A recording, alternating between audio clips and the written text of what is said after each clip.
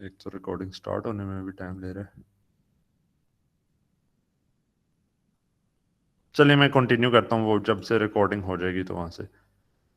तो जो क्वेश्चन आया वो ये आया है कि जी हमें कैसे पता चलेगा पेपर के अंदर के ये जो प्रॉब्लम आया है उसको किस तरीके से सॉल्व करना है। अब चीज़ पहली तो ये है कि जी प्रैक्टिकली जब आपके पास कोई भी सर्किट आएगा तो जो मर्जी तरीका आपने इस्तेमाल करना है ना, आप प्रैक्टिकली इस्तेमाल कर सकते हैं सॉल्व करने के लिए। ठीक है, नोडल लगाना है, दूसरा एनालिसिस लगाना है, आपके ऊपर है। अनफॉर्चुनेटली या फॉर्चुनेटली कह दें कि क्योंकि जब आपने ये वाले चीज़ें भी क्योंकि सीख रहे हैं, तो अगर कोई क्वेश्चन आपके पास इस तरह का आ रहा होगा तो वो आम तौर पे या तो आपको स्पेसिफाई कर दिया जाएगा कि जी नोडल एनालिसिस करके आप उसको सॉल्व करें। तो वहां पे तो बिल्कुल क्लियर हो जाएगा कि जी नोडल एनालिसिस से ये सॉल्व करना है। या दूसरे केस में वैसे भी एक हिंट होता है कि जब नोड वोल्टेजेस अगर पूछी गई हैं तो ये दो नोड वोल्टेजेस ही अगर आपने निकालनी है तो नोडल एनालिसिस ज़्यादा इजीली इसको निकाल लेगा। ठीक है, नोड वोल्टेजेस के केस में।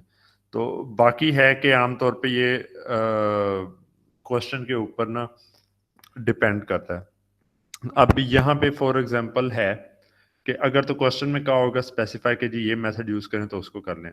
पर आगे ये चीज है कि जब आपके पास ना केसीएल केवीएल के अलावा भी एक प्रॉब्लम आता है कि एक ही सर्किट जो है वो नोडल एनालिसिस से भी हो सकता है और मैश एनालिसिस से भी, जो अभी आपने पढ़ा नहीं है। ठीक है, सर्किट इटसेल्फ नहीं आपको। तो वहां पे जो है जब मैश की तरफ हम आएंगे तो मैं आपको बता दूंगा कि कौन से ऐसे पैरामीटर या चीजें हैं जिनकी बेसिस के ऊपर आप आइडेंटिफाई कर सकते हैं कि ये मेथड बेहतर है दूसरे मेथड की निस्बत। ठीक है, तो इन जनरल आप ये चीज समझ लें कि आपने जब भी सॉल्व करना है सर्किट को, केसीएल केवीएल आपके पास फंडामेंटल लॉज हैं जिनको आप अप्लाई कर सकते हैं, जिस तरीके से भी आपने अप्लाई करना हो आप कर सकते हैं।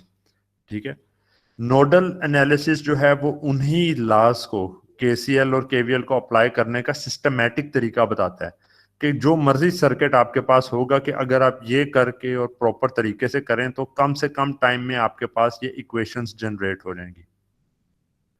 ठीक है, अब मैं यहाँ पे पहले तो स्टेप्स में आप ऐसे कर रहे हैं जी, ग्राउंड कहाँ लगाना है, लेबल करना है, फिर करंट्स देख रहे हैं।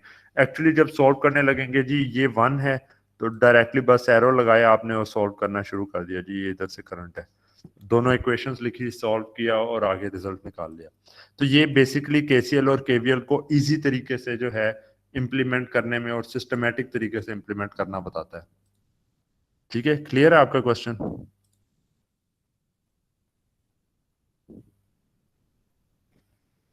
Yes sir. ठीक है, और कोई क्वेश्चन?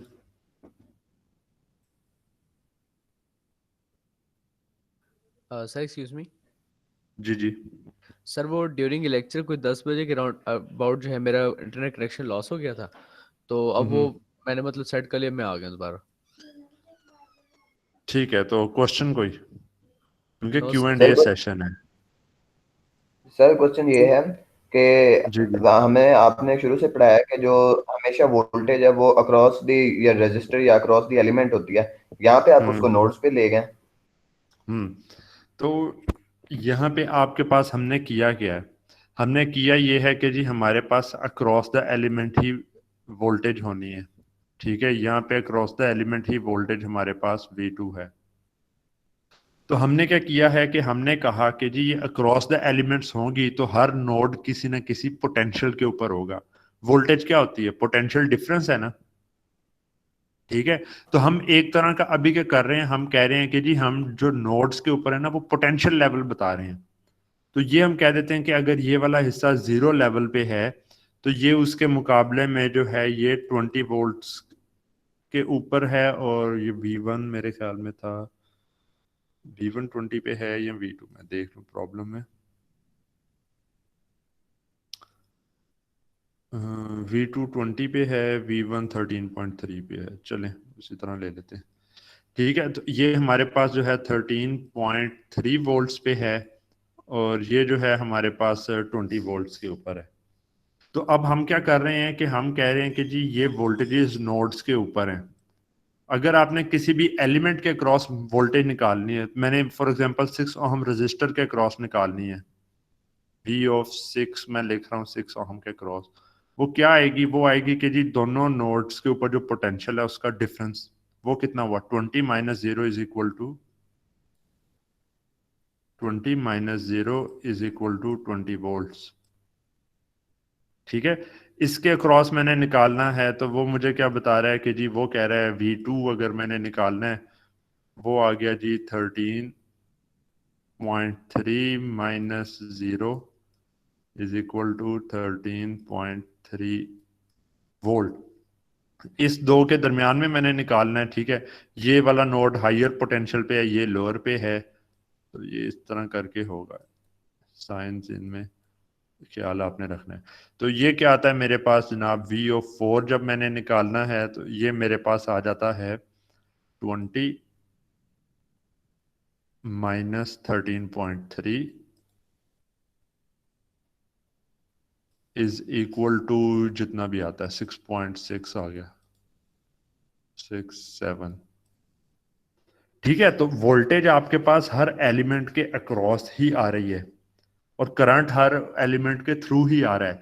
ये नोडल वोल्टेजेस जो है ना, अब वैसे क्या होना था कि आपको इसके क्रॉस निकालने, इसके क्रॉस निकालने, इसके क्रॉस, 3 वोल्टेजेस निकालनी थी। तो कॉम्प्लेक्सिटी आपके पास जो है ना सर्किट में 3 इंडिपेंडेंट वेरिएबल्स आ गए थे। नोडल एनालिसिस ने क्या किया, इसने कहा कि भाई आप खाली 2 वेरिएबल्स के साथ प्रॉब्लम को सॉल्व कर लेते हैं तो तीसरा जो वेरिएबल है उसका आंसर आपके पास डायरेक्टली इनके डिफरेंस के तौर पे निकल आएगा। तो उसने हमारे प्रॉब्लम की कॉम्प्लेक्सिटी को रिड्यूस करके मिनिमम जितने नंबर ऑफ एलिमेंट्स के लिए सॉल्व करना था उतने नंबर ऑफ एलिमेंट्स के लिए वो ले आया है। ठीक है, ये काम किया है नोडल एनालिसिस ने। तो वोल्टेज एंड पे जो है वो अक्रॉस द एलिमेंट्स ही आनी है, पर ये नोड के ऊपर एक तरह का वोल्टेज लेवल आपको बता देता है। ओके और इसको सर। मेजर आप कैसे करेंगे कि आपने अगर प्रॉब या कुछ रखना है, एक एंड आप ग्राउंड पे रखेंगे और दूसरा उस एंड के ऊपर रखेंगे तो आपके पास इतनी ही वोल्टेज मेजर होगी। सर्किट में फिजिकली ये मेजर कर सकते हैं आप इसको। ठीक है जी, और कोई क्वेश्चन?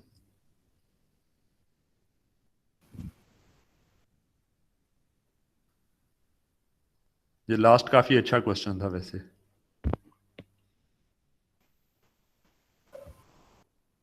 सर मेरा थोड़ा सा ऑफ टॉपिक क्वेश्चन है कि ये है कि आप जो हमें एग्जांपल और प्रॉब्लम कराते हैं साथ साथ, यानी स्लाइड्स के अंदर, ये तो हम करते हैं, ठीक है, और इसके अलावा हम कोशिश करते हैं कि जो एंड पे एक्सरसाइज आपने दी हैं उनको भी प्रैक्टिस करने की कोशिश करें, लेकिन सर वो होती इतनी ढेर सारी हैं। फॉर एग्जांपल सेकंड चैप्टर की 80s हैं वो, तो वो इतनी करना तो इम्पॉसिबल हो जाता है।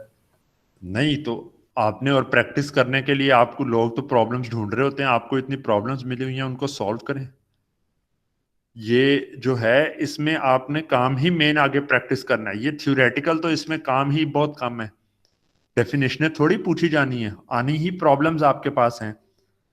ठीक है, तो वो जितनी भी हैं वो आपको सारी करनी चाहिए, वो सारी की सारी आप जो है सॉल्व करें और उसके बेसिस के ऊपर जहां पे कोई आपसे सॉल्व ना हो वो मेरे से आप पूछ लें। आप ये भी कर सकते हैं कि कुछ स्टूडेंट्स अपने तौर पे आप डिवाइड कर दें कि जी हम सारी करते हैं, या कोई शायद मैनुअल भी मिल जाए और सोल्यूशन उनका देख लें कि जी कैसे उनको सॉल्व किया जाता है। लेकिन जब तक खुद नहीं करेंगे आप नहीं सीख सकेंगे।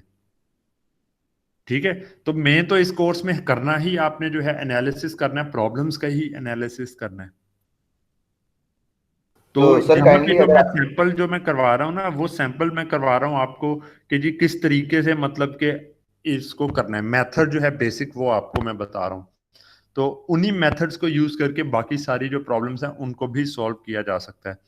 अगर आप कोशिश करते हैं कोई सॉल्व नहीं आपसे होती तो मुझे कह सकते हैं, मैं आपको सॉल्व करके जो है लेक्चर के अंदर जो है वो करवा सकता हूँ। Okay sir. प्री कंडीशन क्या है कि आपने खुद उसको सॉल्व करना ट्राई किया हो और आप मुझे बताएं कि जी कहाँ पे आपको किस चीज का मसला आया। ठीक है, अगर सॉल्व किए बगैर डायरेक्टली ही आप मुझे कहते रहेंगे तो इस तरीके से तो सारी प्रॉब्लम्स ही आपने जब तक अटेम्प्ट नहीं किया होगा आपको क्या पता कि सिंपल है कि मुश्किल है।